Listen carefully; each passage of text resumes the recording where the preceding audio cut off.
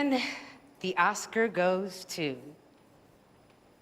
Emerald Fennell, Promising Young Woman. At the 93rd Oscars, Emerald Fennell, in her directorial debut, won the Oscar for Best Original Screenplay. The film was a critical darling and one I'd been interested in since the first trailer dropped. My assistant tells me that you're interested in resuming med school. I left under unusual circumstances. Between the wig, the lipstick, and the ghostly trailer mix of toxic, I was sold on this being a rape revenge thriller for the new age. Kate Erblin from IndieWire said of the film, "Promising Young Woman twists its buzzword-laden, spoiler-free synopsis. It's a Me Too rape revenge thriller with a bite. It's a Me Too rape revenge thriller with bite into something fresh and totally wild." When the film was finally released to watch after being delayed to the pandemic, it was one of my most anticipated films. And then I saw the ending. What are you doing?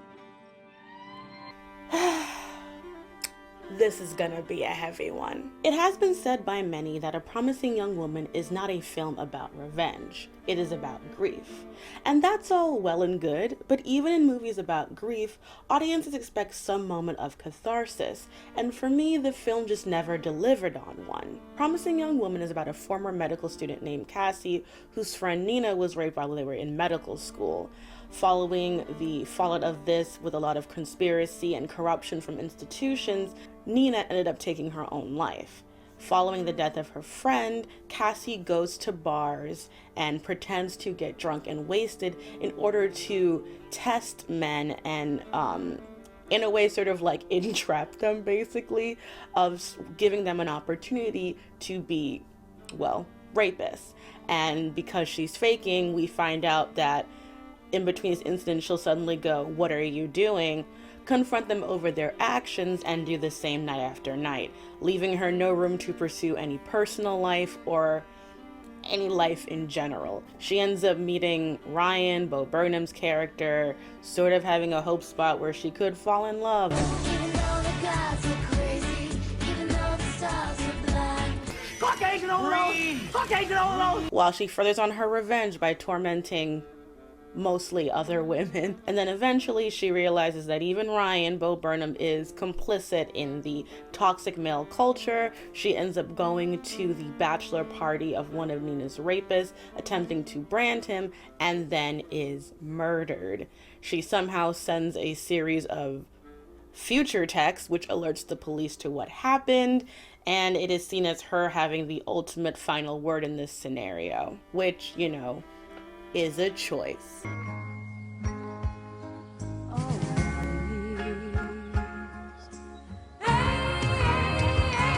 When I spoke to other women, survivors, and just lovers of film, the ending was the polarizing aspect of the movie, and what made people love it or hate it for that element of realism. To me, the ending is the aspect of the film that is so heavily inspired by the revenge rape genre, especially the exploitation part, and in an attempt to be honest and realistic, overlooks why this genre has found so much support and attachment by survivors. So in this video, I want to examine A Promising Young Woman and its attempt to subvert the rape revenge expectations, while also going into the complicated nature of rape revenge and why exactly this choice doesn't hit its mark. This video is sponsored by the lovely members of my Patreon and by Skillshare. Skillshare is an online learning community with thousands of online classes and members across 150 countries who all come together to find inspiration and take the next step in their creative journey. And as someone who is constantly on their creative journey, I was so excited about this partnership with Skillshare. And I was also really excited about this sponsorship because there are a bunch of classes I have been wanting to join on Skillshare. Among them are Reach Your Goals, 7 Personal Development Exercises to Build a Life You Love by Nadira Tawwab. I am a huge fan of Nadira ever since I found her book, Set Boundaries, Find Peace. So being able to wake up in the morning, turn on my phone, listen to her words to start my day has been a really constructive way of sort of resetting myself and having a very mindful beginning to my day. Achieving goals is really exciting. To be able to see something on paper and then see it in real life, it's like, oh my gosh, I am so powerful. The first 100 people to use my special link will get a 1-month free trial of Skillshare. If you already have a passion or interest and just want to explore it further, consider this a treat for the creative in you. Let that journey start today.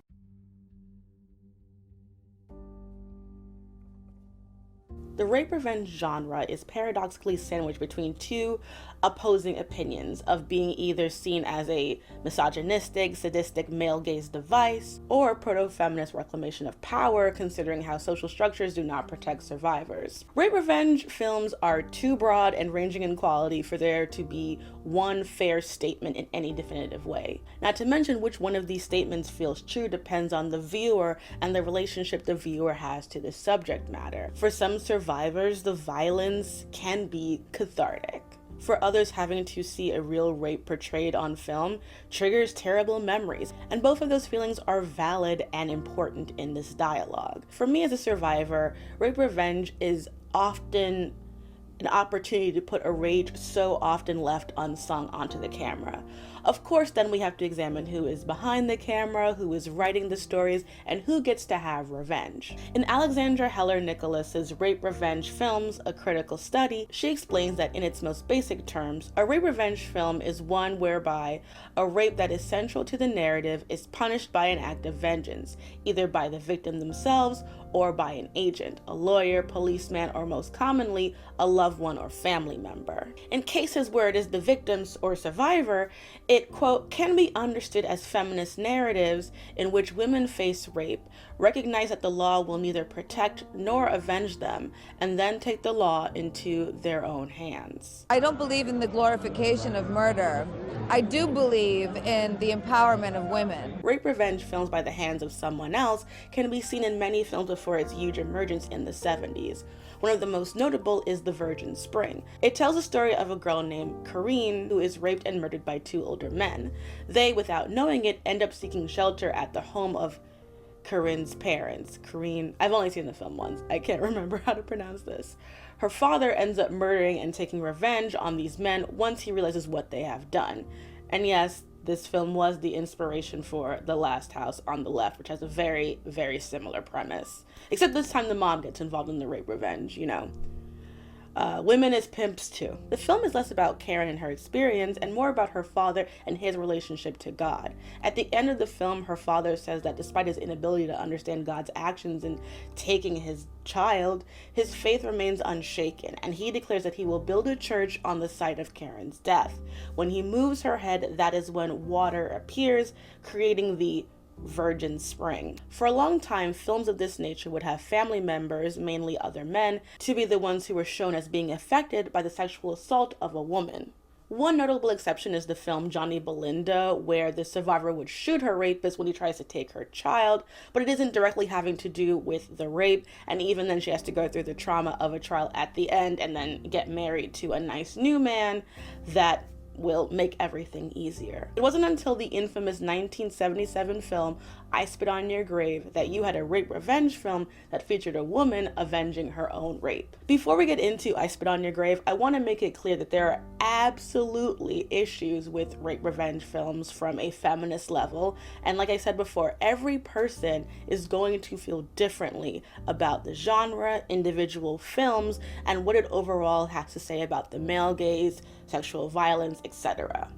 Rarely are these films made by survivors, and because violence is such a heavy part of it, you are often being forced to linger on brutality. It is worth questioning the intent of these mostly male directors in bringing this subject matter and these stories to the screen. It is also worth addressing that in the decades since, women and feminist horror critics have been thoroughly discussing this very topic.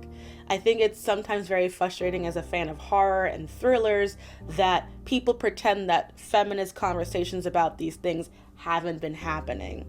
In the excellent collection of essays, Men, Women, and Chainsaws, Gender in the Modern Horror Film by Carol J. Clover, she talks at length about I Spit It On Your Grave, horror, and the intersection of gender and horror. All this to say that when it comes to looking at a promising young woman as part of this genre, it is looking at it with the weight of understanding that critics, feminist female critics, have laid the foundation for this kind of discourse and have decided that this kind of film analysis is worth doing and that this genre is worth exploring, the good, the bad, and the especially heinous.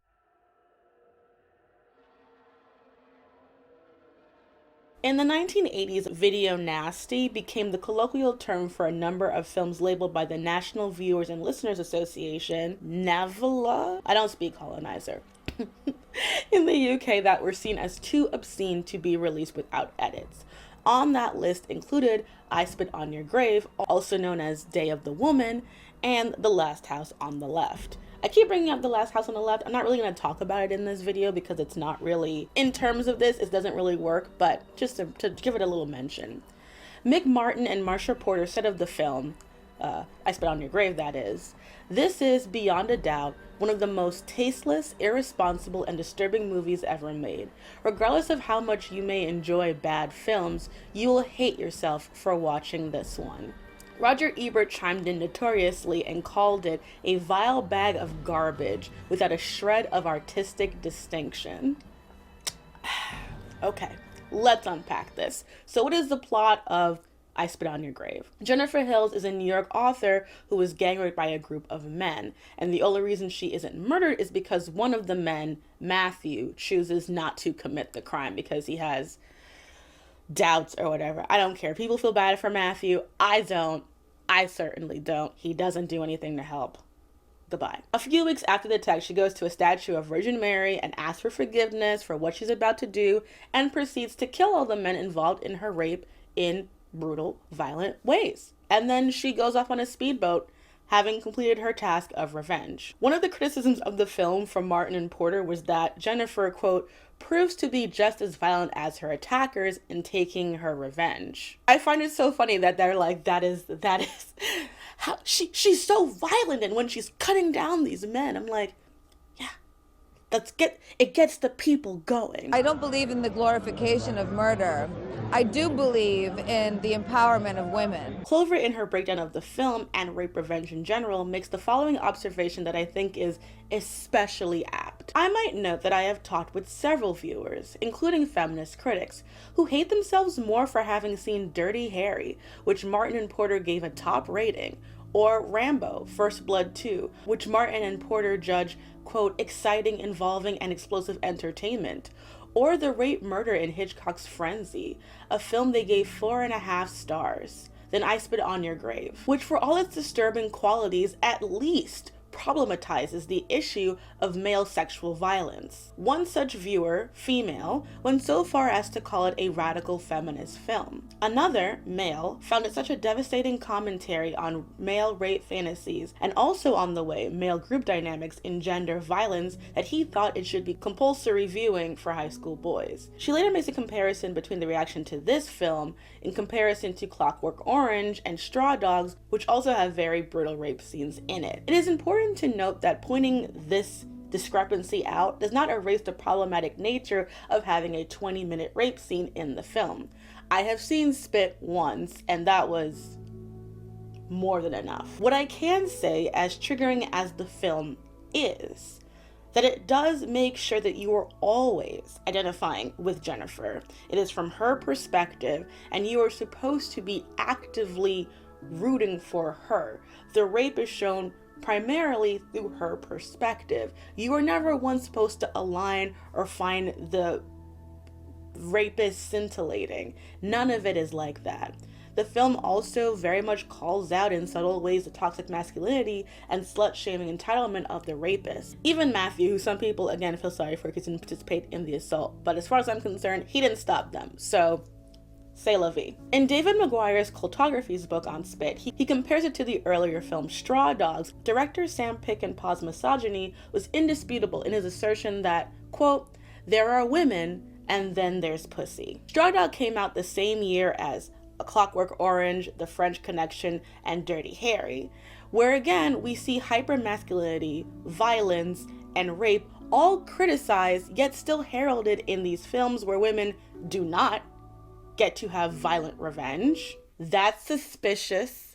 That's weird. Clover makes the very astute assessment that while Spit doesn't offer a lot of artistic merit or any original insights into sexual assault, and that it is a very cheaply made film and cheapen about everything about it, but the thing it is not cheapen is that it very much treats the trauma of a woman's rape and her rage as valid things. If cash value shock were grounds for dismissal, our collective film list would be a lot shorter than it is. It would, in any case, not include Straw Dogs and A Clockwork Orange. Films that, were they less well and expensively made by less famous men, would surely qualify as sensationalist exploitation. Just because a film is better made on a technical level doesn't mean it can't be more sexist than a grindhouse movie. Importantly, Spit, despite all of the hate and criticism it got, opened the floodgates for women's rage to be placed at the center of these films and allowing these women to be heroes, anti-heroes, vengeful heroes without respectability politics and full of violence. And that's why a lot of women, a lot of survivors connect with it even while being critical of the film and not just weaponizing women's trauma so that a man can decide, I'm gonna go out and kill minorities. Hi, Hawkeye. Because how often do we truly allow survivors to be viciously angry?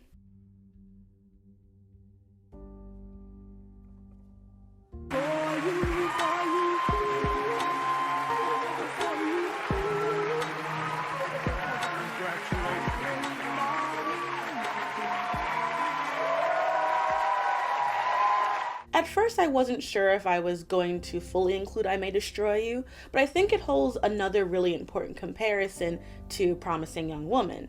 It is about grief as well. I May Destroy You is a British drama television series created by Michaela Cole, who also wrote, co-directed, and executive produced it after turning down a Netflix offer because they wanted to take all of her intellectual rights, and she said, fuck that, which... love that for her. Cole stars as Arabella, a young writer in the public eye who is trying to rebuild her life after being brutally raped at a bar. While not a beat for beat retelling, the show is inspired by Cole's own sexual assault that happened to her during the making of her show Chewing Gum. In Arabella, she presents a young woman who is grappling with the reality of what happened in ways that are empowering, destructive, and complex. It doesn't shy away from the gray, but also the darkness. Quote, the whole show deals with that moment where consent was stolen from you, and you lost the moment where you had agency to make a decision. I May Destroy You is a unique piece because it is something we know was created by a survivor. It's also very special in being a show with a dark-skinned black lead, a largely black British cast, and one does not feel the urge to make any character a perfect victim in order to tell this story. We see sexual assault dealing with threesomes, with men, with women. It is false rape accusations that have nothing to do with the actual power dynamics of rape, but more so to do with things like racism and class. It's all very compelling. And also, Arabella is not set up as the perfect victim. She does drugs, has casual sex, and can be selfish sometimes and completely boundary crossing, but none of that is used to erase the pain and trauma that she has been dealt.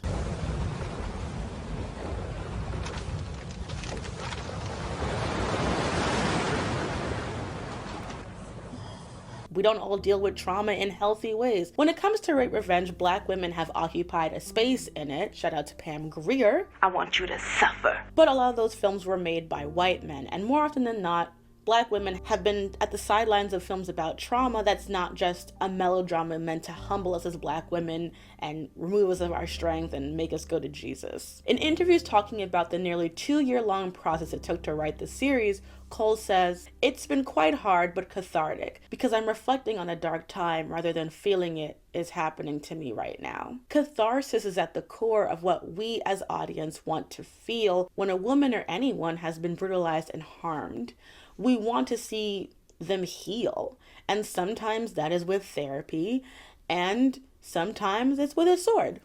One of the things I love about the final episode is how it plays out these 3 different fantasy scenarios between Arabella and her rapist. In the first scenario, she teams up with 2 of her friends to drug the rapist, beat the shit out of him, and completely brutalize him, which is, on the surface level, very satisfactory. In the second scenario, Arabella takes David home, where he confesses some vulnerable truths about himself and then is arrested by the police, which, again, very satisfying. The one that is, I remember being the most jarring for a lot of viewers, is the third scenario, where Arabella takes David, the rapist, home, sleeps with him, with her being in charge the whole time, showing that on one level there is this desire to take back control sexually, but also to just brutalize and use the law.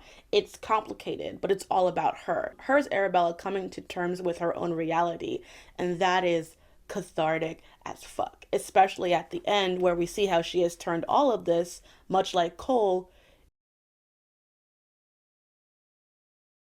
So we talked about catharsis a lot, and I think it's very important when talking about the ending of A Promising Young Woman, because, as I repeat, they murder the lead character. And so this topic came up during an interview with Vulture, and I had my lovely, lovely friend, BKR, come and read it to you because y'all need to hear this. The movie's ending really makes that work. But did Cassie know she was going to die at the bachelor party? Because she does a few things that seem to hint that she does, with the text messages she scheduled in advance and the little license plate moment. It's something a lot of people have questions about. I completely understand why. I mean, kind of the purpose of it is to provoke questions, I suppose. And so part of me is resistant to saying too much because I think it's important that people feel their own thing. In general, with this film, I've tried to sort of just present it rather than explain it. But inevitably for me, Cassie knows that if she goes to this place, as any woman I think knows, with this purpose, she's putting herself in danger. She's made arrangements for if that happens. She's deliberately sent messages. The messages are sent as sort of a horrible joke, because it seems very Cassie that she would deliberately choose them to be sent out, the text to be sent to Ryan at the time of Al's wedding. But also, she's not sent them the night before she goes to the bachelor party. She's not sent them on the way. She's deliberately sent them a few days later, so that if things do go right, she can cover her tracks. She's an incredibly meticulous person, and I don't think she has a death wish by any means. Absolutely, she's made contingency plans. She's doing something much more dangerous than she's ever done before. She's not an idiot. She knows that there's a risk. For me, I think that there's a reason that there are no weapons in this movie until the end. There are reasons that the weapon is introduced in a room with a man and a woman in it, and that the woman doesn't win. And I don't think it's fair. It may be very cathartic and very, very, very pleasurable to say that things are simple, but they're not. And then it's so unjust, because this stuff is so unjust. Did you ever entertain a version of the story where Cassie lived? It came up. I just didn't understand how that would happen without it being, as I said before, incredibly depressing and unfulfilling in a different way. Because for her too, as much as us, what happens after the catharsis? What happens after you've done that stuff? Your life's still ruined. Were you ever worried about the audience response, given that people expect catharsis? Yeah, of course. I mean, I think I was really lucky in that at every stage of this film, when I sent out scripts and when I was talking to people about it, they got it. It makes sense in the context of the movie. In fact, it is the thing that is the movie in many ways. It makes you feel a certain way, and it makes you want to talk about it. It makes you want to examine the film and the society that we live in. With a cathartic Hollywood ending, that's not much of a conversation, really. It's kind of an empty catharsis. I just want to make something that feels very real to me and resonates for me. It felt to me like there was no other ending. Lots of people didn't like it and wanted to change it, but that was fine. What's been really heartening, actually, is how much people going to the movies have really, really enjoyed it and thought about it. It is a bit divisive, but I think it's a lot less divisive in many ways because a lot of us understand the grim sort of truth that underlies it, I hope.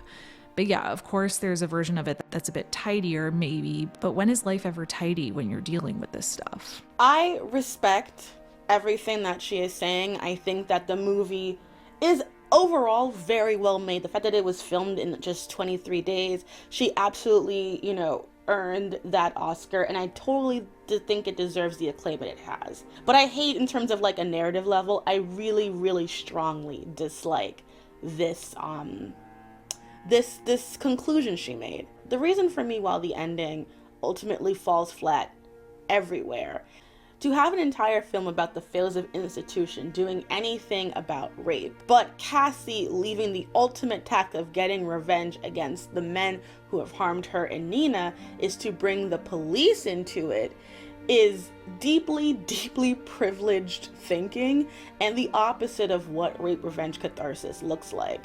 I have seen Promising 3 times, and with each viewing, while I appreciate, as I said before, everything they managed to accomplish, I find myself feeling like Nina Fisher does not matter in this movie. We never see her, but she is the one who was assaulted, bullied, and tormented into a place where she committed suicide.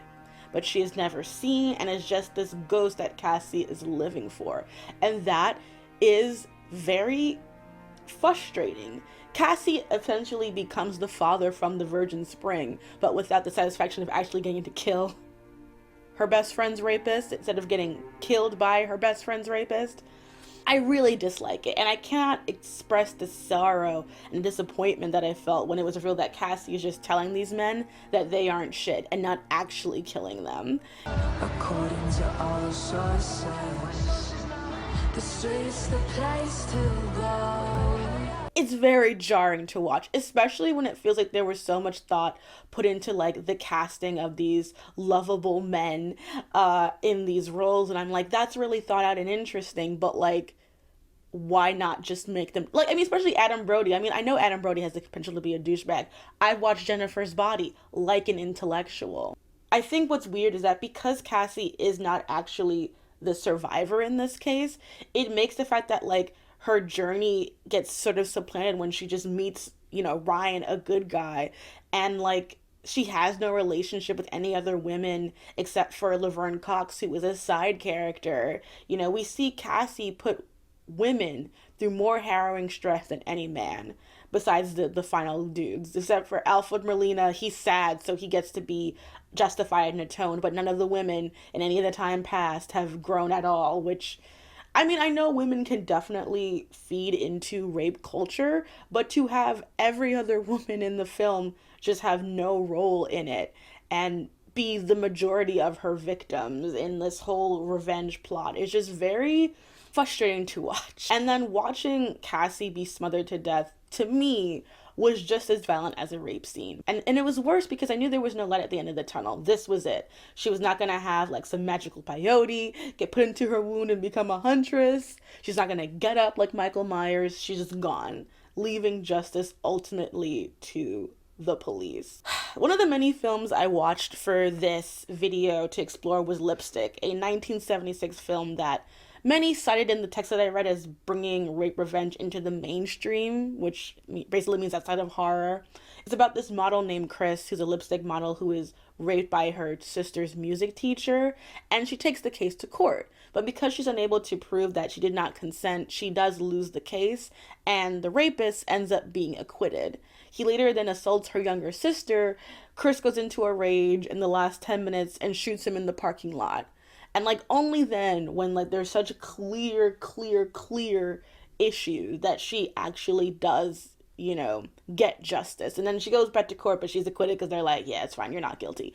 But again, like she has to take justice into her own hands because as a woman, as a model, as a sexual person, is able to the system is able to twist her and say that she is a tease and slut shame her. And so you really get to see the law fail. And that goes back to the central theme of a lot of rape revenge films, especially in the 70s and 80s. What should a woman do when the police let her down? Yet Promising wants us to believe that the police are going to get it right this time because murder is more serious when a white woman is involved. And this goes back to something that Clover said when comparing Spit to the film The Accused, the Jodie Foster movie where she plays a woman who is gang raped and it becomes a whole trial. If something gets gained in this most civilized version of the rape revenge story, something also gets lost. There is a sense in which the third party, the legal system, becomes the hero of the piece. focus has in any case shifted from the victim to her lawyer, from questions of why men rape and how victims feel to questions about what constitutes evidence, from bedroom or wherever as the site of confrontation to courthouse. This to me is very important because the courthouse is not a place where women and survivors can feel safe. It is not a place that is good at protecting us. I don't know. I get the intention. I think Promising is a really good film and it's well made, well acted. But I think that it feels that we need realistic stories about rape is sort of just misplaced. We need more stories about survivors being centered. And I think that that was lost because in many ways, if we don't see Nina, then we are inherently losing something. Jude Doyle wrote a fantastic article titled Why We Fight About Rape Scenes, and in it he said, I come from a feminist discipline which says that telling our stories is part of how we fix things. When violence seems like an abstract and invisible problem happening out there, we make it real and personal. Something that is happening right here, to people you know. I do not think these priors are necessarily shared by the folks defending rape scenes.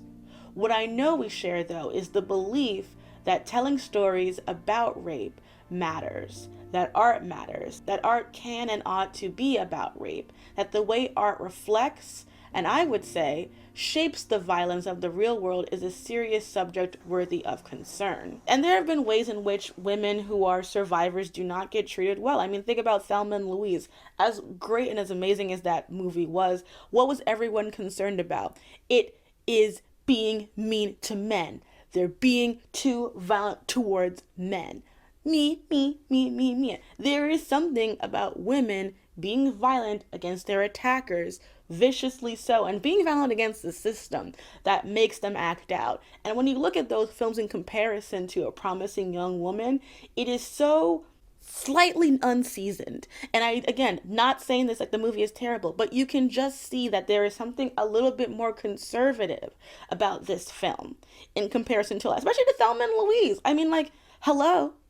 Everything about that film is about like this kind of trope and about how you get revenge and dealing with a system that will not protect you. There is just so much there that was left on the chopping block because it was really not centering survivors, and in that way it sucks. There is a lot we can tell from how art chooses to discuss rape, the heroes they choose, the weapons they wield, the anger they have, and who tells their stories. Rape revenge is a complicated, messy subject, but one I think is worth exploring. And while A Promising Young Woman has a lot of really compelling ideas about toxic masculinity and rape culture and who is responsible for protecting these institutions, it also, for me, and I feel for many as well, lacks a real bite to it in allowing survivors to really reach an ultimate moment of fuck you.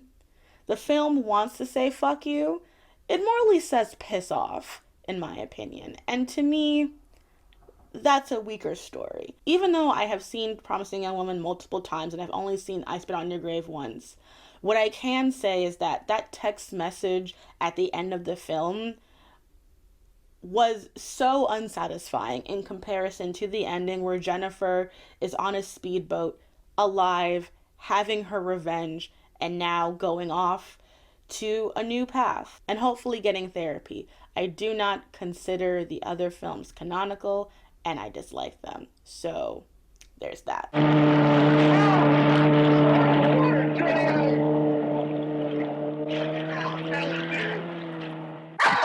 I spit on your grave. Thank you all for watching this video. If you enjoyed this, please like, share, subscribe, tell your friends. We're trying to get up to 2,000 subscribers this year. This video is a lot of fun to make, and if you like my work and you have the means to support me and you want to support me, I would highly recommend following me on Patreon. I have Patreon exclusive videos. I have one up on the Alice Sebold situation, which is the justice system is not your friend. Don't know why we're supposed to trust them. It's a great follow-up to the true crime video for those of you who liked it. I have a video coming up later in this week about Cinderella, talking about different adaptations and sort of just like the feminist discourse miniature history of Cinderella.